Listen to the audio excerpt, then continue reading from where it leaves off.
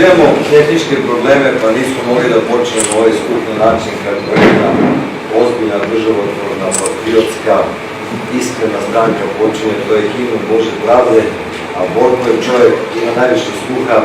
Ja vas pozivam da Borko počne da peva himnu, a da mi svi ustanemo da zajedno otvorimo himnu.